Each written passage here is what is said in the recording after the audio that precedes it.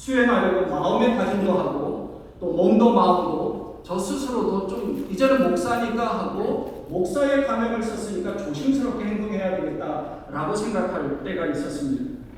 물론 어떤 분들은 목사 안수를 받고 나면 갑자기 목소리도 굵어지고 걸음걸이도 당회장처럼 이렇게 다니는 분들도 계시기도 했습니다. 그러니까 페르조나의 이 부정적인 측면은 이런 사례들이 있습니다. 직장에서는 아주 나이스하고 아주 친절하고 아주 좋은 사람으로 보입니다. 그런데 집에만 들어가면 폭력적이고 신경질적이고 불안장애를 가지고 살아가는 사람들이 있습니다. 이런 분들은 아주 철저하게 위선적인 가면을 쓰고 사회와 가정에서 서로 다른 행동, 이중적인 행동을 하고 이중적인 생활을 하는 사람들이죠. 그래서 가족들이 참 많이 힘들어하는 경우도 있습니다. 이런 페르소나의 부정적인 측면이 있는가 하면 반면에 긍정적인 측면도 있습니다. 자기 속에 있는 열등한 성격과 아주 좋지 않은 그 기질들을 남들에게 보이지 않으려고 가면 뒤에 숨는 경우가 있습니다. 남들이 볼 때는 아주 나이스하고 좋은 사람으로 보이는 겁니다.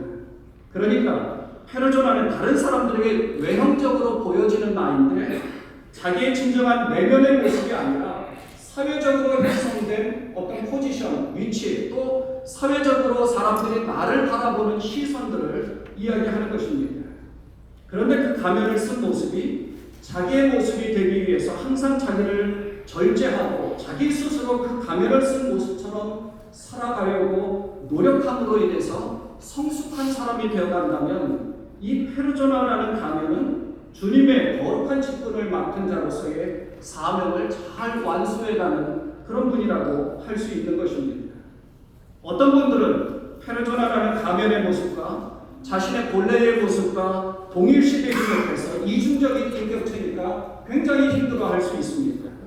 그러나 반면에 하나님께서 내게 사회적인 어떤 위치와 역할을 책무를 주었으니까 나는 그렇게 행동하면서 그런 사람으로 변화되어야 되겠다라고 생각하고 자기 스스로 노력하면서 외형적으로 비춰지는 것뿐만 아니라 내면의 모습도 변화되기 위해서 노력한다면 이 얼마나 감사하고 하나님 앞에 좋은 일이겠습니까? 사도 바울은 예수님을 믿는다는 것은 미친 짓이라고 생각한 사람이었습니다. 그래서 예수 믿는 사람을 전부 없애려고 했었던 사람입니다. 그러나 부활하신 예수님을 만남으로 인해서 그의 삶이 완전히 바뀌어서 거룩한 제자로서의 삶을 살려고 변화되었습니다. 이제는 세상의 야망을 위해서 살아가는 사람이 아니라 하나님을 향한 거룩한 가면을 쓰고 복음에 합당한 삶을 살았던 사람입니다. 그런데 그것이 가면에 그치는 것이 아니라 내면의 삶까지도 완전히 바뀌었다는 것입니다. 단순히 페르조나라는 가면을 쓴 가식이 아니라 사도로서 하나님께서 내게 그런 위치를 허락해 주셨고 그런 역할을 맡겨주셨으니까 그 책무를 내가 잘 감당해야 한다고 자기 스스로 채찍질하면서 자기의 외형적인 모습과 내면적인 것을 동일화해서 하나님 앞에 거룩한 자의 모습을 가지고 복음을 증거하는 주님의 참 제자의 모습을 가졌던 것입니다. 그래서 바울은 디모데후서 3장 5절에 보면 자기의 제자와 같은 디모데에게 이렇게 권면합니다. 경건의 모양은 있으나 경건의 능력을 부인하는 이런 자들이 있는데 이 같은 자들에게서 내가 돌아서 그냥 가면으로 사람들이 보는 위치에 있는 그런 사람들의 시선이 아니라 내 스스로도 하나님 앞에서 그런 모습을 보여야 한다는 것입니다. 오늘 임직을 받으시는 분들은 교회 내 직분자로서의 페르조나라는 가면을 이제는 부여받게 됩니다. 원로 장로라는 명예로운 가면을 받았습니다. 시무 장로라는 가면을 받았습니다. 또 권사라는 가면을 받았습니다. 명예 안수직사의 가면을 받았습니다. 단순히 외형적인 가면, 모든 분들이 볼 때는 이제는 원로 장로님으로 또 시무 장로님으로 또 명예 안수직사님으로 권사님으로 호칭을 하지만 그것이 그 호칭으로 끝나는 것이 아니라 모든 성도들이 존경할 만한 장로님과 권사님이 되셔야 한다는 겁니다. 이것이 가면으로 그치는 것이 아니라 하나님 앞에서의 다른 모습이 되어야 한다는 것이죠. 오늘 본문에서 바울은 안타까운 마음으로 빌립보 공동체를 향하여 그리스도의 복음에 합당한 삶을 살라고 그렇게 생활하라고 말씀하면서 두 가지를 말씀합니다. 첫째는요, 27절에 보니까 너희가 한 마음으로 서서 한 뜻으로 복음의 신앙을 위하여 협력하라고 합니다. 그러니까 복음에 합당한 삶은 한 마음 한 뜻으로 그리스도의 제자의 삶을 살아가야 한다는 것이죠. 빌립보 교회는 처음에는 제자의 삶을 잘 유지했던 교회였습니다. 그런데 차츰 교회 내 분쟁의 문제가 생겼습니다. 부녀들의 다툼이 있었고요. 손할례당이라고 하는 율법주의자들이 활동하고 있었습니다. 또 서로 자기가 잘났다고 상대를 무시하는 일들도 아마 있었던 것 같습니다. 기록에는 없지만 우리는 그 사실을 그 다음 2장에서 볼 수 있습니다. 본문 바로 2장에서 보면, 본문 바로 다음 2장에서 보면 바울은 그리스도 예수의 마음을 가지라고 간곡하게 호소하고 있습니다. 마음을 같이 하라고 합니다. 겸손한 마음을 가지라고 합니다. 나보다는 남을 낮게 여기는 마음을 가지라고 합니다. 왜냐하면 예수님께서는 우리 모두를 위해서 자기를 비워 종의 형체를 가지셨고 죽기까지 하나님 앞에 복종했던 그런 분이기 때문입니다. 우리가 그리스도를 본받아서 그러한 모습을 가져가야 한다는 것을 우리에게 권면하는 것입니다. 오늘날 우리의 교회 공동체가 한 마음 한 뜻으로 협력하는 마음을 가져야 합니다. 그래서 교회의 리더가 되는 직분자들이 더욱더 낮아져야 하고 겸손하게 영적인 지도력을 발휘해야 하는 것입니다.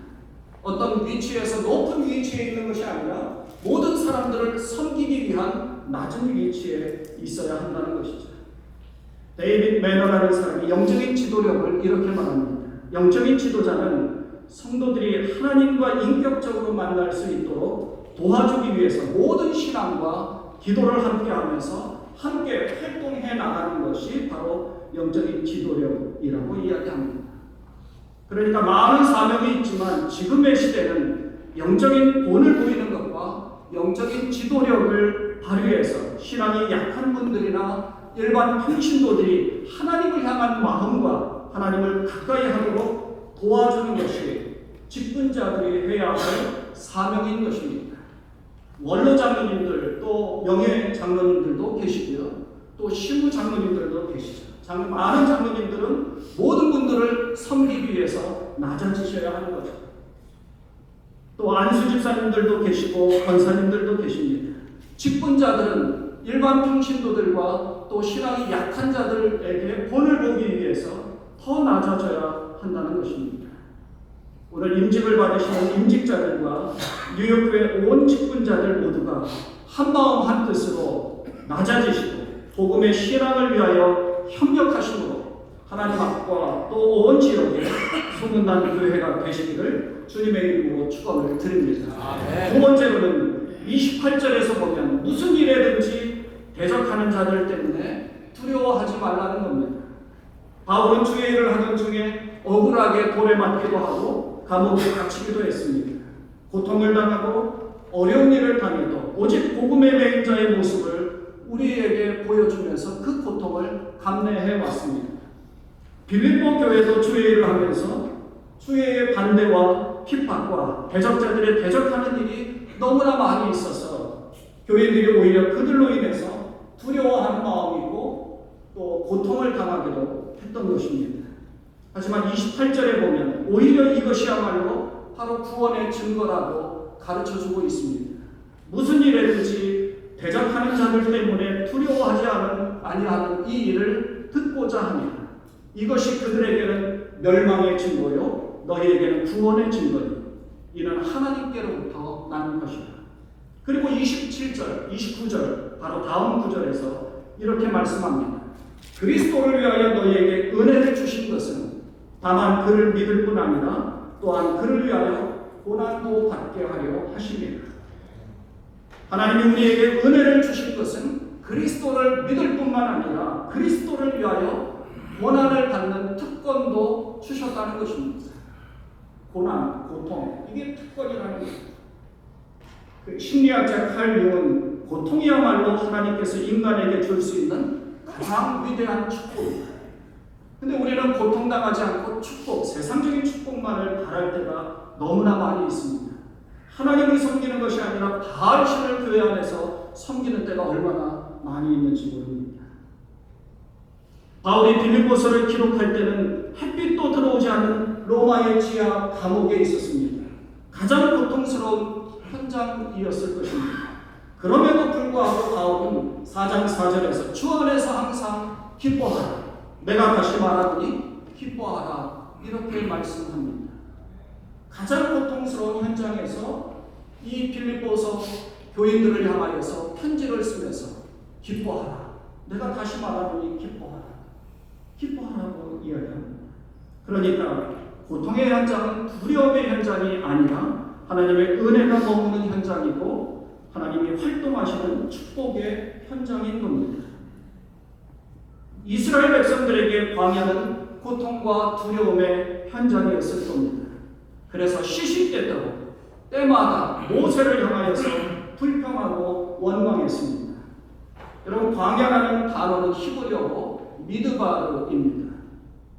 하나님의 말씀이라는 이 말씀은 히브리어고 다바르입니다. 어원이 같죠. 그러니까 고통과 두려움의 현장이라고 하는 이 광야에서는 하나님의 말씀만을 의지해야 한다는 것이죠. 가장 힘들 때 하나님만을 바라보아야 한다는 겁니다. 세상적인 것을 의지할 만한 것이 아무것도 없을 때는 하나님을 의지하는데 세상적인 것을 의지할 만한 것이 있으면 하나님을 의지하지 않고 세상을 의지하는 때가 우리가 얼마나 많이 있습니까? 그런 면에서 고통과 두려움과 어려운 상황 가운데서도 하나님을 바라보고 하나님을 의지하고 하나님의 말씀만을 사모한다면 그 현장이 바로 축복이고 은혜가 머무는 현장일 줄로 믿습니다. 오늘 임직에 참여하는 여러분과 사랑하는 우리 뉴욕 선결교회 여러분, 한마음 한뜻으로 주님의 사역을 감당하시고 모든 두려움과 고통의 현장에서 오직 주의 말씀만을 사모하는 복음에 합당한 삶을 사심으로 주님 앞에서 모든 사람 앞에 가장 낮아지신 그런 모습, 예수 그리스도의 마음을 본받아서 모든 사람들을 섬기면서 하나가 되어 주님 앞에 크게 인정받으시는 여러분과 여러분의 자녀들과 또 이 교회 되시기를 주님의 이름으로 축원을 드립니다. 기도하겠습니다. 하나님 아버지, 복음에 합당한 삶의 모습을 이 뉴욕 선결교회가 갖기를 소망합니다. 한마음 한뜻이 되어 낮아지게 하시고 섬기게 하시고 겸손하게 나보다는 남을 낮게 여기는 마음으로 모든 이들을 그리스도의 제자가 되도록 섬기는 일에 힘쓰게 하시고 고통과 아픔과 어려움과 그리고 두려움의 현장 가운데서 오직 주님의 말씀만을 사모하며 주님께 나아가는 그러한 모든 자들 되도록 주께서 도와 주옵소서. 오늘 임직을 받으시고 원로 장로로 명예 안수 집사로 시무 장로로 그리고 권사를 취임하시는 이분들에게 더욱 섬기는 마음, 낮아지는 마음, 그리고 주님 앞에 모든 사람 앞에서 본을 보이는 그런 임직자들 되도록 주께서 인도하여 주옵소서. 우리 주 예수 그리스도의 이름으로 간절히 기도드리옵나이다. 아멘.